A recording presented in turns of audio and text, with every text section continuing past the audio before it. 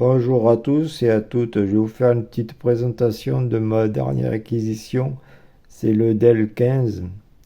Je vais vous marquer les références, les caractéristiques du système sur l'écran là actuellement.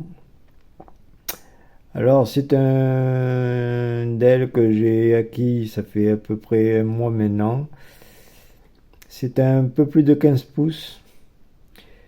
Bon, après le seul défaut apparent que je trouve, il est plastique, mais plastique léger, je trouve. Voilà, un plastique léger. Après, sur les côtés, il y a plusieurs branchements. Il possède d'un port USB-C, d'un autre port USB-A. Et là, il y a le connectique pour le HDMI. Et là, c'est la prise secteur DC qu'ils appellent le jack. Je ne sais pas pourquoi ils appellent ça jack, parce que pour moi, c'est pas du tout... quand je dis jack, généralement, c'est une prise audio. Mais là, non, ils appellent ça jack. Par contre, moi, je trouve que ce branchement-là, je trouve que c'est un peu fragile. C'est plastique, c'est... Enfin voilà, moi qui suis habitué à du Mac, avec une prise DC magnétique, là ça n'a rien à voir. J'ai eu dans le passé ce style de prise, mais je vous parle de ça, c'était un PC sous Windows XP, ça ramène à longtemps. Mais au bout de quelques années, pas très long, hein, c'était 3-4 ans, et bien bon, après il y a la prise à laver du jeu, ça faisait plus connexion, voilà, du coup l'ordinateur voulait plus se mettre en charge. C'est un peu le défaut, c'est sûr que pour le constructeur ça coûte, c'est des prix qui coûtent certainement très peu cher, mais sur la durée pour l'utilisateur, et bien voilà, si vous vous amusez à l'utiliser très régulièrement, à le brancher, débrancher à longueur de temps, par nécessité bien sûr, si vous le faites, je me doute bien que c'est pas par plaisir, mais il faut s'attendre que vous aussi vous aurez du jeu et des petits problèmes au niveau de la connexion. Et quand vous voulez ouvrir votre capot, c'est vraiment pas pratique. Déjà, la dalle, la surface est assez large. Il n'est pas comme les anciens portables qui sont un peu carrés. Maintenant, ils sont beaucoup plus larges que haut. Il y a deux charnières. Il y a deux charnières d'extrémité. Mais par contre, il n'y a pas de... Moi, je suis toujours habitué au MacBook Air où il y a une petite empreinte, généralement ici, où ça facilite justement l'ouverture de l'écran. Mais là, il n'y a rien, c'est pas évident, ça fait qu'il faut même l'ouvrir avec... Enfin, moi, je l'ai ouvert avec deux mains, parce que déjà, sur ce type d'ordinateur, il faut le soulever en symétrie. C'est-à-dire il est très fortement déconseillé de l'ouvrir que sur un des angles, c'est-à-dire du côté gauche ou du côté droit. Ou alors, il faut les faire les deux en même temps. Mais c'est pas évident parce que quand on soulève l'écran, comme la charnière est neuve, ça soulève tout l'ordi. Alors ça fait qu'il faut commencer à le prendre au centre déjà. Il faut le prendre au centre. Et prendre l'écran et stabiliser le bas de l'ordinateur pour éviter que tout se soulève. Voilà. Pour ouvrir l'écran, il est plutôt conseillé que vous l'ouvrez de chaque côté pour justement soulager les charnières, éviter que ça force trop sur un côté ou trop sur l'autre. Alors il faut soit prendre chaque côté de l'écran et le soulever, mais le problème c'est que comme il est neuf, les charnières sont pas encore assez travaillées et que vous voyez ça fait soulever l'ordi. Alors moi ce que je fais c'est que malgré qu'il n'y ait pas de de marquage au centre de l'écran pour bien attraper la chose, on pourrait dire ça comme ça. Et bien ce qu'il faut, il faut soulever légèrement, ça se soulève un petit peu de quelques millimètres, et de coincer votre autre main dessous pour maintenir la base de votre ordinateur, pour éviter que l'ordi, voyez, se soulève. Parce que si vous le tenez pas, à la base, l'écran fait soulever l'ordi, et ça fait que là, voilà, comme ça, il est levé. C'est que, regardez, quand je veux ouvrir l'ordi, regardez bien comment ça travaille au niveau de la charnière. Vous voyez, la charnière soulève l'arrière de l'ordi. Alors ce système-là, pour moi, dans le temps, ça va causer problème. Je sais pas, moi, ça me plaît pas trop, ce système qui soulève l'arrière de l'ordi. L'objectif est pas mauvais en sorte, parce que en fait, c'est surtout pour soulever le clavier, pour qu'il soit plus en main. Voilà, mais après, le faire soulever par la charnière de l'écran, dans le temps, je suppose que ça va pas durer, quoi. Voilà, à mon avis, ça aussi, entre la prise secteur d'essai et le système de charnière, si vous faites ça plusieurs fois par jour, ouais, je sais pas, l'ordi va pas durer 10 ans, quoi. Après, au niveau de l'aspect général, il est propre, il est propre, et il y a un côté AZERTY, un côté numérique. Après, au niveau des touches, les touches, bon, tout est en plastique, hein, il faut pas se leurrer, tout est en plastique. Moi, je trouve que c'est un peu plastique joué. Ouais, c'est pas. Ouais, bon, après, vous allez me dire, c'est un portable. Voilà, il est à un peu plus de 500 €. Mais je sais pas, ouais, c'est pas. Moi, j'aime pas trop le plastique, il est pas bien. Moi, j'aime pas. Moi, ça me fait penser à du jouet, quoi. C'est des trucs de bas de gamme. Au toucher, je vous parlais pas de la qualité de frappe, mais je vous parle au niveau du toucher et au niveau de l'apparence. Après, il claque bien quand on appuie, même au niveau de l'écran. Il n'y a pas de souci. Enfin, il est très réactif.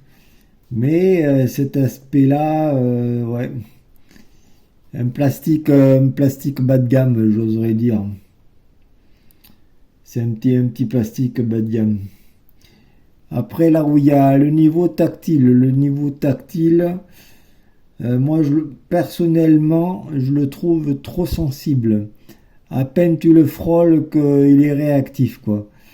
Et je trouve que suivant ce qu'on fait comme travail, des fois tu peux avoir des sélections ou des changements de curseur.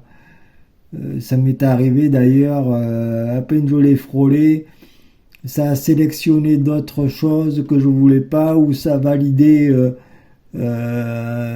d'autres programmes ou autres, sans que c'était volontaire de ma part. Pour ça, c'est un petit peu pénible. Après, c'est un coup à prendre, hein.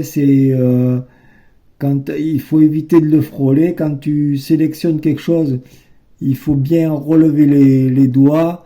Il faut pas, voilà, il faut pas être trop affleurer le tactile, quoi. Ouais.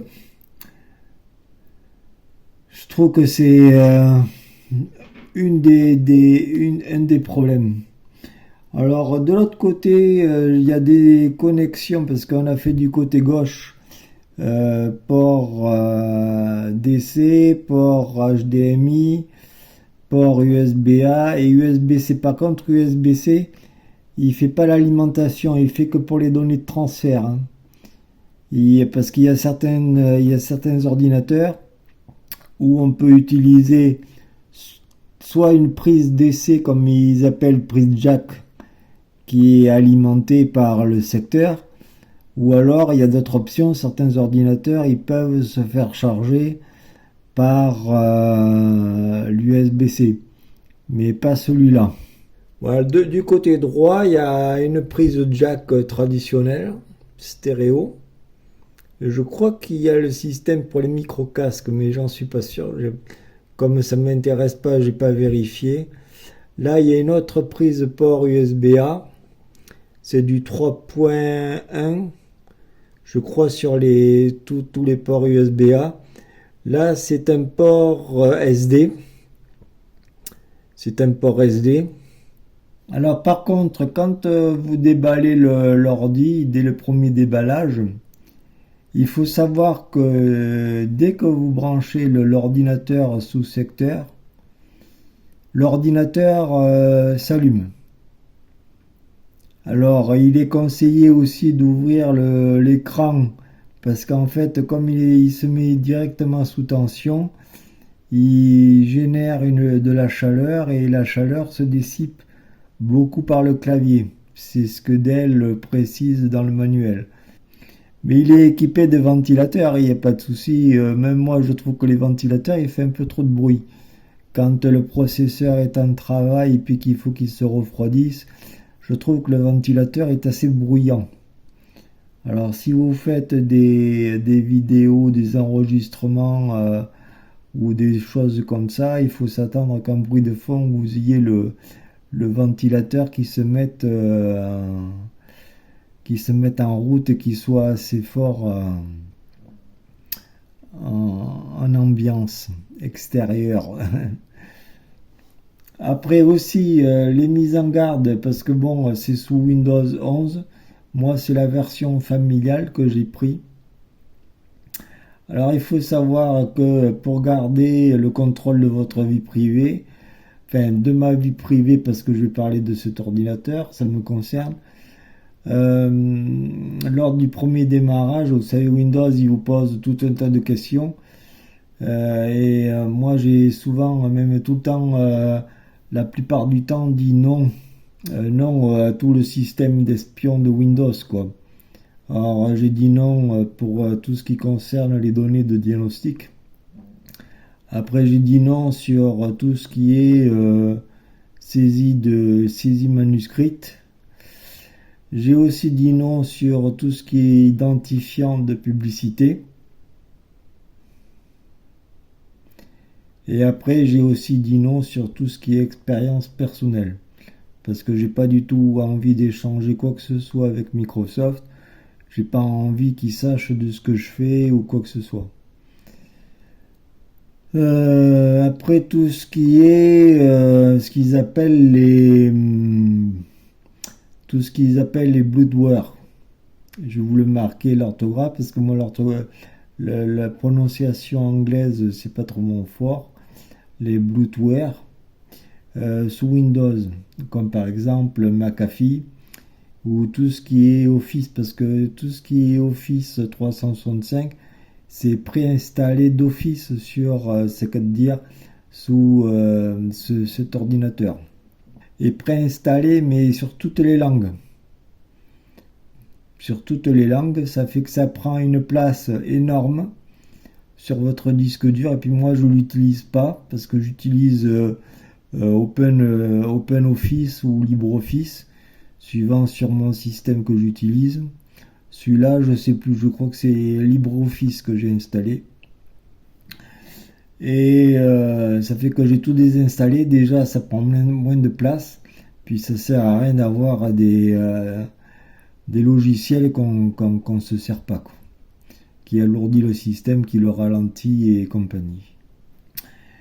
Et ça prend énormément de place. McAfee, lui, je l'ai désinstallé parce que c'est vraiment une source publicitaire. Et puis il sert à rien parce qu'il y a Windows Defender qui est déjà préinstallé. Parce que ça aussi, sous Windows, même Microsoft en général, Il faut éviter de cumuler tous les antivirus les uns sur les autres. Ça sert pas à grand chose, au contraire, ça alourdit le système, ça le ralentit et ça peut créer des problèmes. Donc, tout comme McAfee qui centralise beaucoup de publicité, dès que vous l'utilisez, voilà, c'est pas qu'il vous espionne, mais il vous fait des pubs sur tout et rien, dans ce que vous n'avez pas besoin, et ça devient un peu lourdingue, quoi. On a assez d'embêtements avec les publicités téléphoniques qui nous appellent régulièrement sans que Microsoft nous embête avec toutes ces bêtises. Après, au niveau du repli, ça se fait nickel. Il force un petit peu parce que bon, il est encore neuf. Mais vous voyez, il se clappe bien, il se ferme bien sans difficulté.